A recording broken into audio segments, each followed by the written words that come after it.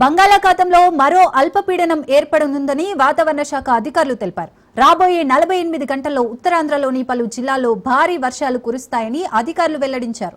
ఇప్పటికే 2 తెలుగు రాష్ట్రాల్లో కురుస్తున్న వర్షాలతో పశ్చిమ బెంగాల్, ఒరిస్సా పరిసర ప్రాంతాల్లో అల్పపీడనం ఏర్పడే అవకాశం ఉందని వాతావరణ శాఖ అధికారులు తెలిపారు. తీరం వెంట 40 నుంచి 50 కిలోమీటర్ల వేగంతో గాలులు వీస్తాయని, మత్స్యకారులు ఎవరూ వేటకు వెళ్లకూడదని హెచ్చరించారు. ఇక ఇదే అంశంపై మరింత సమాచారం మా విశాఖ ప్రతినిధి సూర్యప్రకాష్ అందిస్తారు. మరో అల్పపీడనం ఏర్పడే అవకాశం ఉంటుందని అయితే విశాఖ వాతావరణ కేంద్రం అయితే తెలియజేస్తుంది. దాదాపు మరొక పశ్చిమ బెంగాల్ అలానే ఒరిస్సా పరిసర ప్రాంతాల్లో అయితే తీరం వెంబడైతే దాదాపు అల్పపీడనం ఏర్పడే అవకాశం ఉంటుంది. ఇప్పటికే తెలుగు రాష్ట్రాలతో పాటు అలానే ఒరిస్సా, పశ్చిమ బెంగాల్ పరిసర ప్రాంతాల్లో కూడా భారీగా అయితే వర్షాలు కురుస్తున్న పరిస్థితి కనిపిస్తుంది. ఇప్పటికీ గత 4-5 రోజులుగా కూడా మొత్తం తెలుగు రాష్ట్రాల్లో అయితే దాదాపు అత్యధికంగా వర్షాలు కురుస్తున్న పరిస్థితి ఉండడంతో అయితే మొత్తం వాతావరణ శాఖ అధికారులు అయితే అలర్ట్ అవుతున్న పరిస్థితి కనిపిస్తుంది. బంగాళాఖాతంలో మరో అల్పపీడనం ఏర్పడే అవకాశం ఉండడంతో దీని ప్రభావం అయితే భారీ వర్షాలు కురుస్తాయని ఐఎండీ సూచనల ప్రకారంగా అయితే హెచ్చరికలు కూడా జారీ చేసిన పరిస్థితి ఉంది.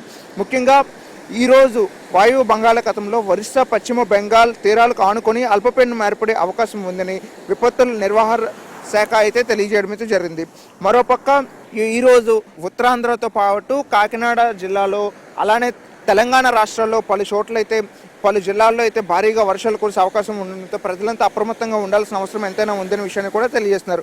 ఉత్తరాంధ్రలో అక్కడక్కడ మోస్తరు నుండి భారీ వర్షాలు కురిసే అవకాశం ఉండడంతో ప్రజలంతా కూడా అప్రమత్తంగా ఉండాల్సిన అవసరం ఎంతైనా ఉందని, అలానే తీరం వెంబడి ఉత్తరాంధ్రతో పాటు ఒడిశా తీరం వెంబడి అయితే దాదాపు 40 నుండి 50 కిలోమీటర్ల వేగంతో ఈదురుగాలు వీసే అవకాశం ఉండడంతో మత్స్యకారులు ఎవరు కూడా వేటకు వెళ్ళొద్దని, అలానే పర్యాటకులు ఎవరైనా కూడా సముద్రం లోపలికి వెళ్ళొద్దని విషయాన్ని కూడా హెచ్చరికలు జారీ చేస్తున్న పరిస్థితి ఉంది. దీనికి సంబంధించి ఇప్పుడే ఆంధ్రప్రదేశ్ ప్రభుత్వం కావచ్చు, అవతల తెలంగాణ ప్రభుత్వం కూడా అలర్ట్ అవుతూ ఎక్కడికక్కడ ఈ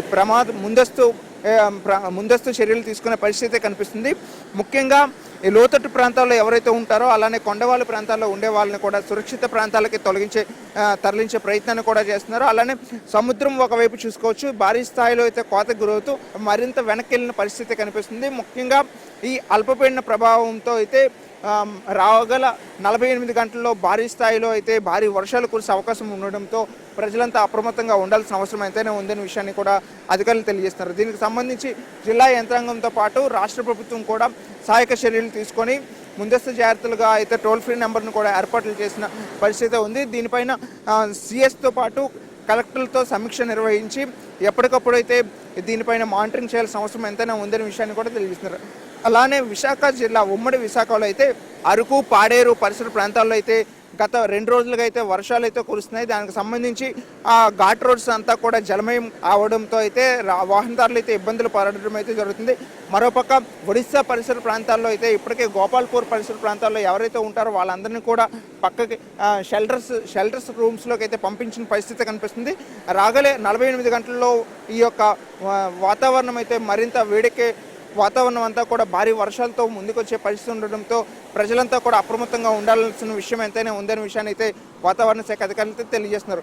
ప్రస్తుతం దీనికి సంబంధించి అధికారులంతా కూడా అప్రమత్తంగా ఉండడం, అలానే ప్రజలు కూడా మరింత అప్రమత్తంగా ఉండాల్సిన అవసరం ఎంతైనా ఉందని, మరోపక్క రాబోయే వినాయక చవితిలో అయితే ఎటువంటి అసాంఘిక కార్యక్రమాలు కానీ అసంఘటితాలు జరగకుండా ఉండేందుకైతే ముఖ్యంగా అన్ని ఏర్పాట్లు చేస్తూ బీచ్ పరిసర ప్రాంతాలకు ఎవరు రాకుండా అయితే భారీ ఏర్పాట్లు అయితే విశాఖ నగరంలో అయితే చేస్తున్న పరిస్థితి కనిపిస్తుంది.